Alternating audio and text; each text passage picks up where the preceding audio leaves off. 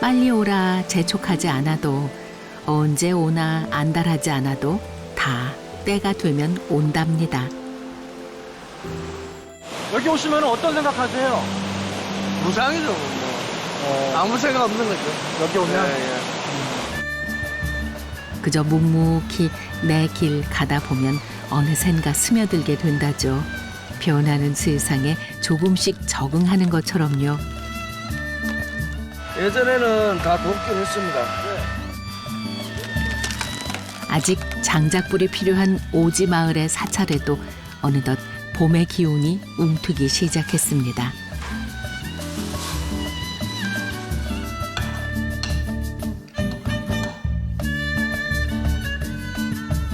깊은 산속까지 잊지 않고 찾아와준 봄 마중하러 지금 막 나서는 길입니다.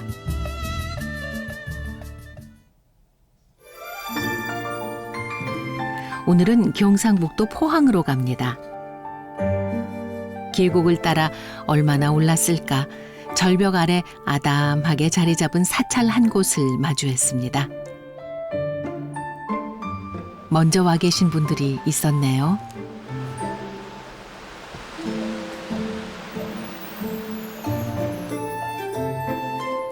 저마다 바라는 일 품에 안고 간절한 마음을 전해봅니다. 한 2, 3년? 2~3년? 네. 그러면은 왜 이 자리에 오신 거예요, 처음에? 산신역소 좋잖아요. 그래서 그야말로 자연에 폭 안겨있는 듯한 산사. 자연 그대로 최대한 훼손하지 않으려 했답니다. 저기가 약사보전입니다. 약사열이 부처님을 모셔놓은 곳이고, 우리 절에서 가장 좀 대표적인 장소라고 보시면 되겠습니다. 자연과 가까이 지내다 보면 모든 숨 쉬는 것들이 스승이 되어주더랍니다. 부처손이라고 그래요. 부, 부처손. 부처손? 네. 이 바위에 기생하는데 허가나 없는 데서. 그래서 이게 천년초라 그러기도 하는데 그만큼 이 생명력이 강해요. 겨울이나 여름 가물 때 되면 만지면 바스락하고 부서질 정도로 그래도 비만 오면 다시 확 살아나요. 이게 하얗게 겨울 되면은 바위가 얼마나 찹니까? 이게 눈이 쌓이고 물 하나 없는 데서 얼어가지고도 만지고 우리가 손으로 만지면 바스락거리고 부서지는데도 비만 오면은 다시 싹 살아나잖아요. 이렇게 파랗게. 온 힘을 다해 겨울 버텨내고 나니 무사히 봄이 왔습니다. 살포시 자리 잡은 모습 뒤로 깎아지른 듯이 솟아오른 기암 절벽. 마치 한 폭의 그림을 보는 듯한 착각마저 들게 하는데요. 자연이 얼마나 위대한 예술가인지 새삼 느껴지는 순간입니다.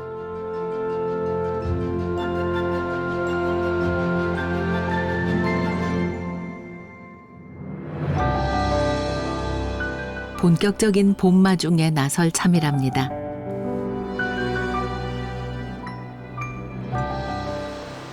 꽃사진 찍으러 가는 길이라네요. 예전에 여기 원래는 꽃이 안 폈네. 피고 진짜 여 십자로 갈라진데 정중하게 여기 진달래가 딱 펴. 이쁘게. 우와! 이거, 원래는 이게 안 피고 여기가 폈네. 이거 여기다. 자연돌이에요?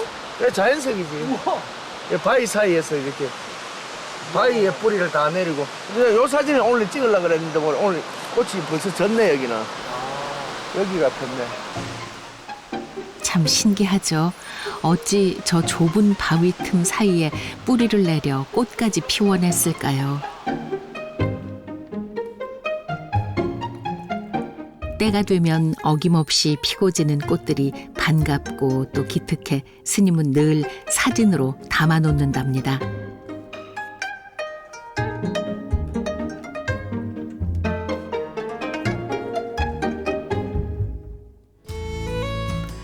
봄 기운 소식이 곳곳에서 들려오고 있지만 여전히 장작 마련하는 일은 게을리할 수 없답니다.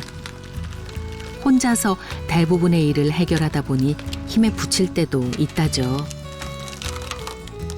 그래서 최근 이 기계를 들였답니다. 조금은 일손을 줄일 수가 있다네요. 예전에는 다 도끼를 했습니다. 도끼를 다 쪼갰는데 너무 힘이 들어서 이 기계를 마련했습니다. 세상 많이 좋아졌죠, 뭐. 예. 이제 손만 갖다 가면 되니까. 예를 들어서 이런 것들은 도끼를 쪼개도 이렇게 막 갈라지면 정말 안 쪼개지거든. 이게 옹이죠. 예, 이게 다 옹이지 뭐. 이런 거 도끼를 쪼개려면은 고생 엄청 하지.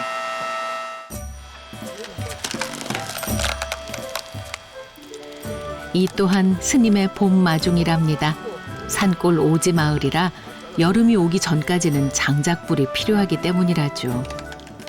부지런히 나무를 해 놓아야 할 이유입니다.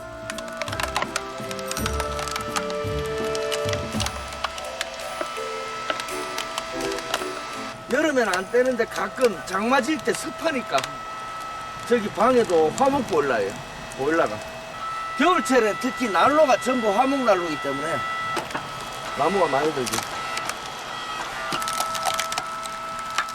꾸준히 나무를 쪼개다 보니 벌써 이만큼이나 쌓였습니다.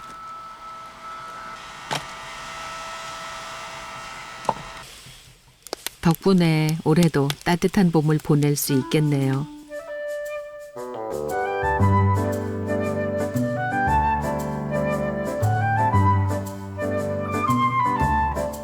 출출해질 시간이 왔습니다.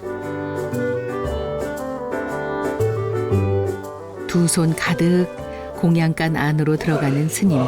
오늘 점심 공양 때는 봄 향기 가득 느낄 수 있을 거랍니다. 못했다. 보사님 이게 무슨 나물이에요? 많이도 땄다. 절춘이, 응? 절춘이, 절춘잎. 이건 다리순. 아, 다리순. 다리순. 파란색을 유지하라고 굵은 소금을 넣어주는 거죠. 갓 따온 두릅을 데칩니다. 봄 두릅은 금이라는 말이 있죠. 그만큼 맛과 영양이 뛰어나다는 말씀. 이젠 감사히 먹을 차례입니다. 선생님 반찬에도 봄이 폈네요. 봄이 왔네요. 네. 그러고 오늘 처음 따온 거라 가지고 아직 어려요. 이 보세요. 처음 맛본 봄은 어떤 맛일까요? 제철에 살짝 데쳐서 이렇게 먹는 게 제일 낫죠. 네. 그리고 또 이제 된장 넣고 이렇게 장떡 하듯이 전을 부쳐 놓으면 참 맛있습니다. 세진 거, 재졌을 때. 밥 한 그릇에 하늘과 땅 그리고 사람까지 온 우주가 담겨 있다죠. 오늘도 모두에게 감사하는 마음으로 한 끼 잘 받았습니다.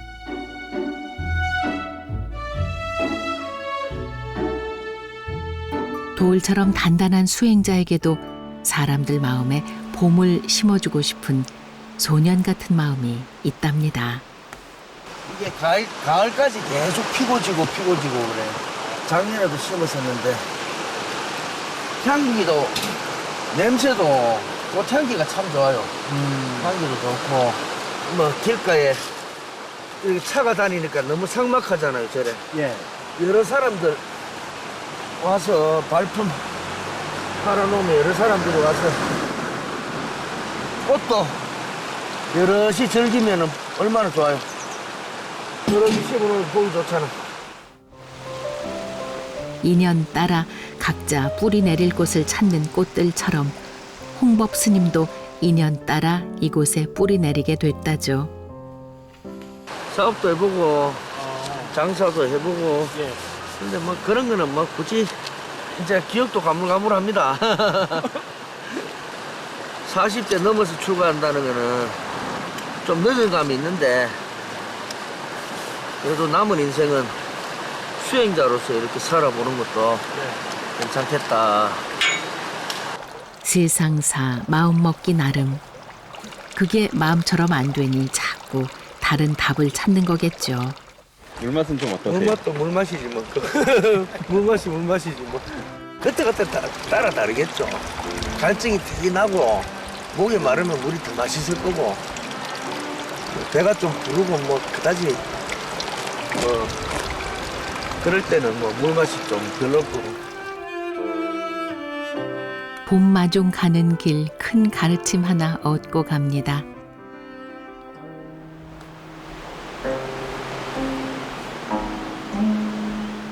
스님은 가야 할 길을 앞에 두고도 망설이는 이들에게 이 이야기를 꼭 해주고 싶답니다.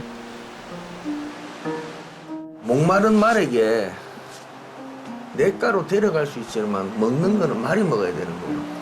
칠흑같이 어두운 밤에 길을 잃은 사람들과 이런 사람 길을 안 내준 길을 일러줄 수 있지만 길을 가야 될 사람들은 본인들 몫이거든. 걸어가든 뛰어가든 가다 쉬어가든 자고 가든 그거는 이제 중생 근기라 그래요. 근기마다 다 틀리기 때문에 그건 알아서들 가는 거지만은 그 스님들 역, 수행자들 역할은 거기까지예요. 오르고 올라도 보이지 않는 정상에 힘은 들고 불안도 하겠지만 나를 믿고 내 안에서 답을 찾아나가는 것이 무엇보다 중요할 겁니다. 누구의 인생도 아닌 나의 인생이니까요.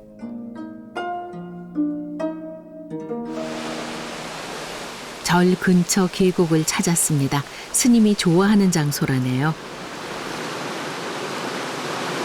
여기 원래 빨간 데서 좋아요.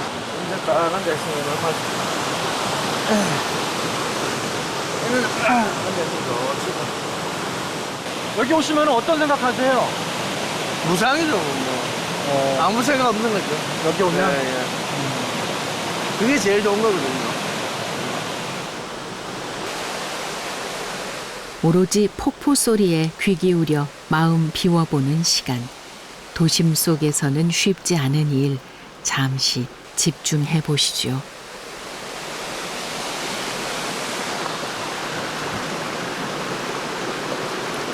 겨우내 얼었던 계곡물이 녹아내려 갈 길 재촉하는 걸 보고 있자니 질문이 하나 떠올랐습니다. 봄은 왜 오는 거예요? 자연의 순리인데 그걸 내보고 물어보면 내가 뭐 뭔가 다른 대답이 나오지 않을까. 근데 스님도 수행자 이전에 아까 얘기했다시피 중생이고 사계절을 뚜렷하게 있는 나라에 살고 있는 것만 해도 감사한 마음으로 사는 게 최고지. 비운 만큼 채우는 것도 중요하답니다. 봄날 제대로 보내려면 근처 농장을 운영하는 부부에게 조언을 구하러 가야 한다네요. 계십니까? 놀러 왔습니다. 아유, 잘하셨습니다. 이 고추하고 토마토하고 이하고 여러 가지 상추는? 글쎄, 상추하고 많이 넣어놔서 대파하고 그러더라고. 풀을 안 비는 게 좋다 그러더라고. 풀을 풀 자체가 비료 역할을 하더라고. 예.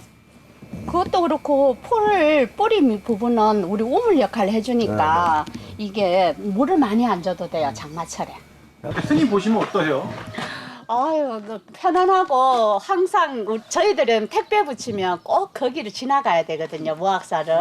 그러면 차 한잔 하시라고 들어오라 해서 저희들 차 한잔 하고 내려가고.